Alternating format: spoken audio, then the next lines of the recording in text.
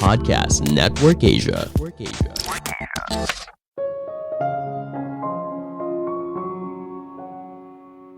Tidak setuju itu hal yang wajar. Pada akhirnya kita harus belajar setuju untuk tidak setuju. Halo semuanya, nama saya Michael. Selamat datang di podcast saya, Sikutu Buku. Kali ini saya akan bahas kalau kita bisa belajar dari orang yang tidak setuju dengan kita. Ini merupakan rangkuman dari video TED Talk Shreya Joshi yang berjudul What You Can Learn From People Who Disagree With You dan diolah dari berbagai sumber. Coba bayangkan skenario ini. Kamu sedang berbicara dengan seseorang hingga akhirnya muncul sebuah topik. Nah, kamu punya pandangan yang berbeda dengan orang tersebut. Hal ini tentunya bisa berakibat fatal apabila kamu tidak bisa mengelola situasinya dengan baik. Ingat, pendapat seseorang dibentuk melalui pikiran, pengalaman, dan nilai yang dia anut. Inilah alasan kenapa pendapat pribadi bisa punya makna yang dalam bagi seseorang, karena sifatnya personal.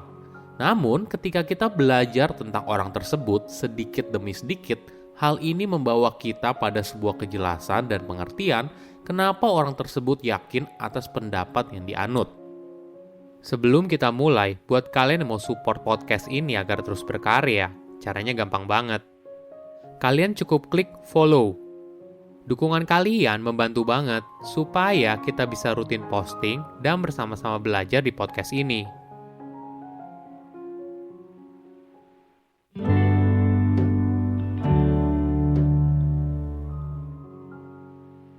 Coba bayangkan kamu datang ke sebuah acara kantor.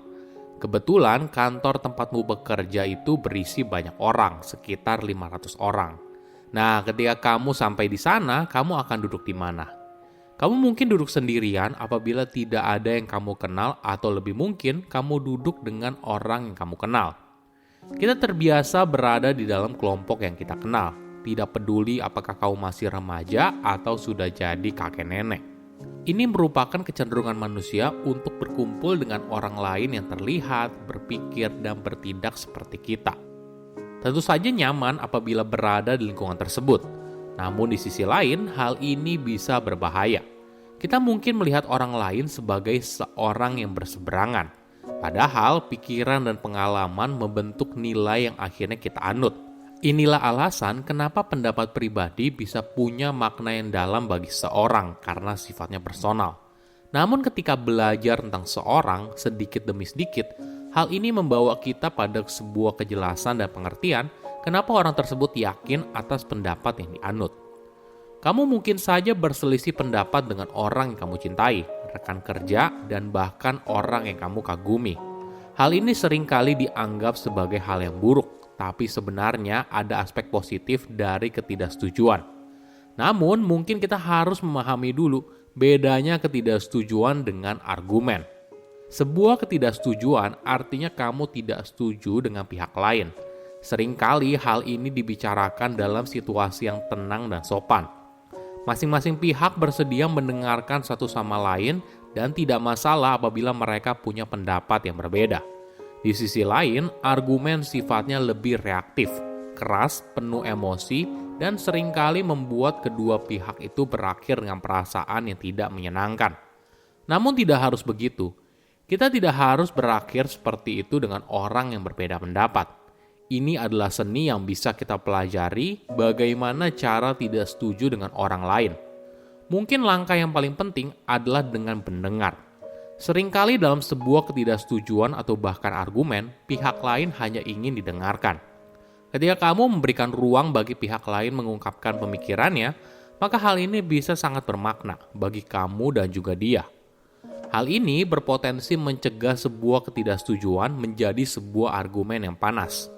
Cara ini cenderung menular. Ketika kamu bersedia mendengar, lawan bicara kamu juga cenderung akan melakukan hal yang sama.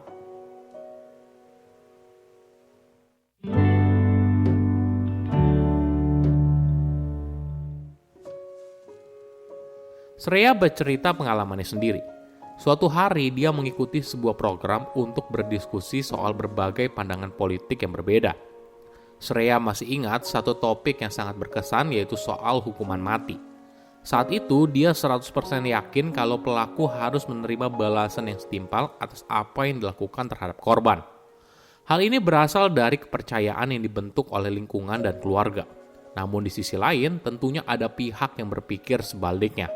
Lawan debatnya berargumen kalau hukuman mati justru merupakan pembunuhan yang disetujui oleh negara dan malah mempromosikan sebuah tindakan yang ingin ditekan.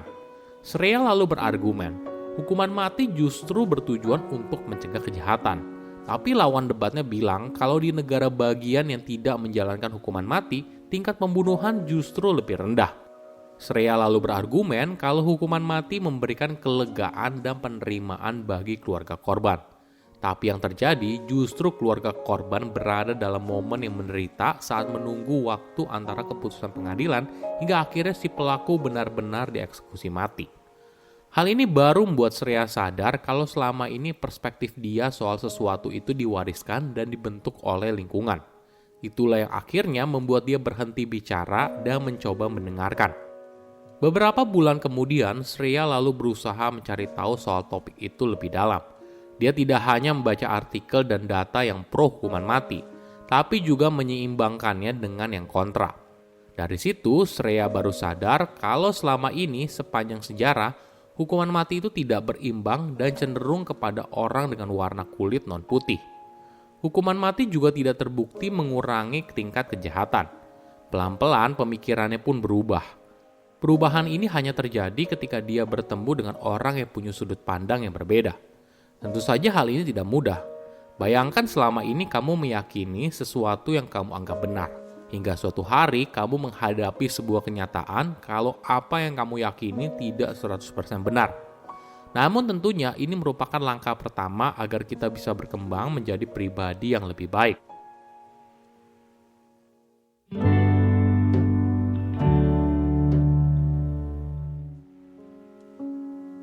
Ketika terjadi ketidaksetujuan, ingatlah untuk tetap tenang.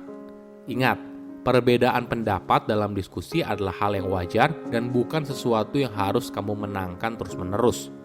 Tahan diri kamu untuk tidak buru-buru meninggikan suara. Cobalah untuk berusaha tenang dalam situasi tersebut. Rahasianya yaitu pertahankan irama nafas dan membuat tubuh tetap rileks. Bernafaslah dengan diafragma. Jadi perutmu yang kembang kempis bukan bernafas lewat dada. Hal ini bisa menjaga kamu agar tetap tenang. Ketika sebuah diskusi sudah mulai memanas, itu hanya jadi sebuah arena pertarungan yang harus dimenangkan. Di situasi tersebut, apapun yang kamu katakan tidak akan lagi didengarkan oleh orang tersebut. Ingat, kamu punya pilihan dalam situasi tersebut. Apalagi jika situasi itu terjadi di tempat umum atau di tempat yang tidak pantas. Misalnya saat makan malam keluarga, acara kantor, dan sebagainya. Kamu tidak perlu menanggapi apa yang orang itu sampaikan. Biarkan saja dia beropini sesuai dengan apa yang diinginkan dan move on. Pada akhirnya, orang lain akan menilai, bukan hanya dari apa yang kamu sampaikan, tapi dari cara kamu menangani situasi yang panas dan mungkin saja tidak terkendali. Saya undur diri, jangan lupa follow podcast Sikutu Buku. Bye-bye.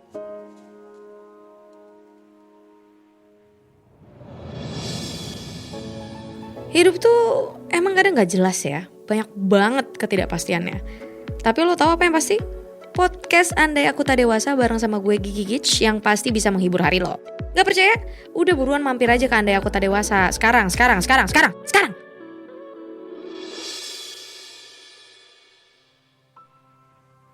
Pandangan dan opini yang disampaikan oleh kreator podcast, host, dan tamu tidak mencerminkan kebijakan resmi dan bagian dari Podcast Network Asia. Setiap konten yang disampaikan mereka di dalam podcast adalah opini mereka sendiri dan tidak bermaksud untuk merugikan agama, grup etnik, perkumpulan, organisasi, perusahaan, perorangan, atau siapapun dan apapun.